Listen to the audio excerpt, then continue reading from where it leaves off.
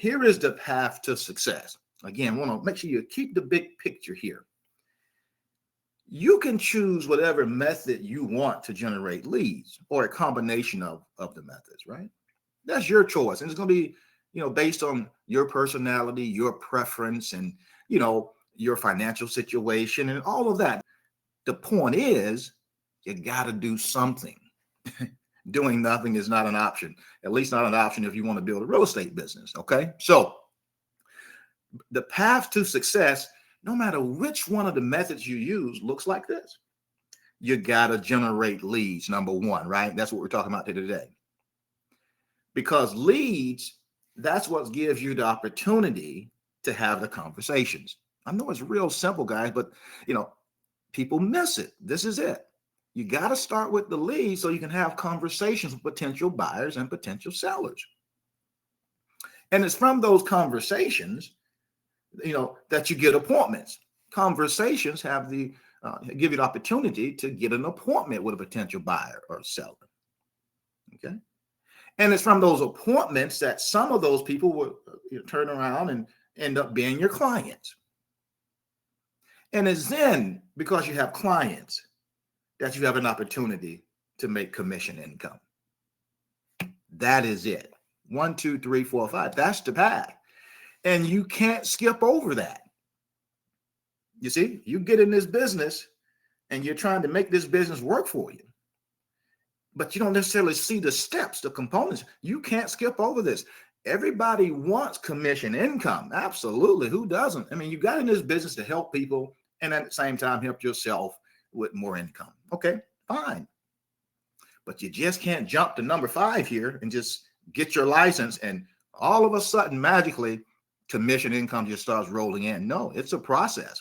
And that's why real estate, while it is very rewarding business, it's tough in many respects, but it's not undoable. You have to follow a path to success. And this is how it looks, guys. Leads, generate the conversations. Conversation leads to appointments. Appointments leads to clients, and clients that you represent lead to commission income. Right. Just to tie it in a little bit more, right? Leads, conversation, appointment. You see, get the leads, have the conversations. Now, conversation leads to appointments, and that's where that leads you to that skill of presentation. Remember? That's one of our core principles, developing presentation skills. That's where you show those skills on the appointment with the buyer, on the appointment with the seller. You get it. And then that leads to some clients. And that leads us to our third core principle, representation. Now you have to represent the client that you have and do things in their best interest, negotiate well for them, etc. And then and only then, again, you can expect to get commission income. That's the flow. That's the path. That's the path to success. Let's talk about phone prospecting then. All right. So, because that is the topic of the day, phone prospecting success. What does that look like? What are the components to phone prospecting? With phone prospecting, you have to start with a list. All right. Number 1, you have to have a good list of people to call, names, email, phone, and the mailing address. Right? That's your basic information. You need to have that information, a list to call that has that information. Right? Now, once you have a good list, and everything starts with the list, guys. If you have a bad list, you're already off on the wrong track. Okay? Phone prospecting depends on having a good list, a list that has good phone numbers, good email addresses, and good mailing addresses, etc. Right? You got to start with a good list. Start with a bad list, you're done already. So good list, first thing. Now, once you have a good list, you now need a good script. Got to have a good script. You got to know kind of what to say and when to say it when you're on the phone with a prospect. All right? So you need a good script. Now, once you have a good script, now you have to make the call. Now, you can make the call from your personal phone, your cell phone or desk phone. You can do that. But the best way to do it is to use a dialer software, you know, and we'll get into that a little bit later here. But that's the really way you really want to do it. But if you couldn't do it that way, see, I'm all about don't let anything stop you. If you had to use your cell phone because of financial reasons, you couldn't do the dialer, pay for the dialer software, well, you do that. You use whatever resources you have. Just don't do nothing. Okay. But you got to have a way to call them. And the dialing software is the most efficient and best way to do that. Then it's a CRM, Customer Relationship Manager, right? Customer Relationship Manager, CRM. That's your database, right? You got to have a good database where you can basically store your prospects, your clients' information. That's there for easy retrieval. You can go search very easily and pull up who you want. You can filter through your data and just get to what you want when you need it. All right. And we'll get into that a little bit. You don't have to have anything so complicated with that as well. Okay. The basics do well. A lot of times, you know, agents get into business and you get caught up and enamored with all of the bells and whistles that these particular software applications may come with. And the reality of it is, in many cases, you only use a small portion of the features in a particular software. And that's something to just kind of take with you, you know, going forward. Don't get caught up in trying to use every single feature of every single application or software that you use. Take the part that you need to get the job done.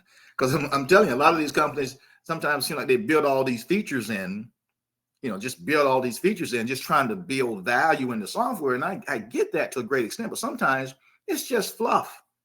It's just extra this and extra that to get you distracted, really, at the end of the day, to where you get overwhelmed. And when you get overwhelmed, instead of doing something, you're confused. You usually do nothing.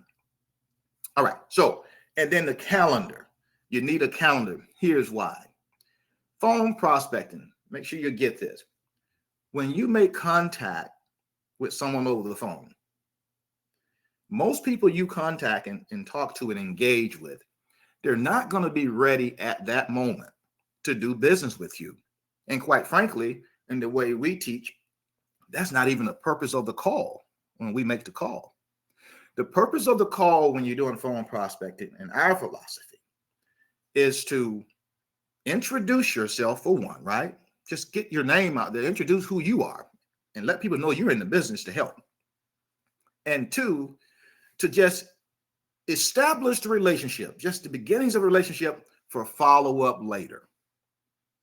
That's the purpose of the call, is to identify and let them know you're in the business, and then to connect with them, provide them some value, let them know that you're here to be a resource. You know, you're not just chasing commission. You're actually here to help people. And you're just trying to connect, and we can maybe talk and I can follow up with you later. That's really the premise, honestly, and how we go about phone prospecting. Now, others may have a different philosophy on that. Okay, so be it. You know, no problem there. Everybody has their own way. But what I know personally, and I know others feel the same, is rarely are you going to have anyone who's just ready to do business with you on the first contact. It's just not how this works. But if you can make contact with them, engage with them, show them quickly that you're here to be a help, a resource, and get some contact information from them, right? Email address and all that, so you can follow up later if you already don't have that in your system. That's what it's all about. Most of your success with phone prospecting is going to come from the follow-up activities that you do. It's going to be on the second call and beyond. Let me repeat that. Your success in phone prospecting will come from the follow-up, which is, to be quite frank with you, in all your lead generation methods, your success is really going to come from the follow-up. I can't stress that enough. And that's where many agents drop the ball. for those who do engage in phone prospecting or any of the other methods, they drop the ball with the follow-up. See, everyone kind of sort of wants to just be able to make one call or make one contact, and a potential buyer, a potential seller just says, yes, I've been waiting on your call. I'm glad you called. I'm ready right now. Take me to the closing table. It just doesn't happen that way. It doesn't happen that way. So therefore, that's why you need a calendar, because you're going to have a lot of follow-up to do.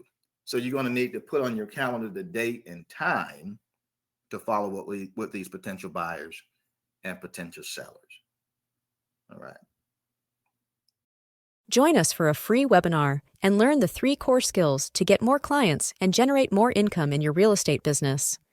See link in the description or go to myrealestatetutor.com/training.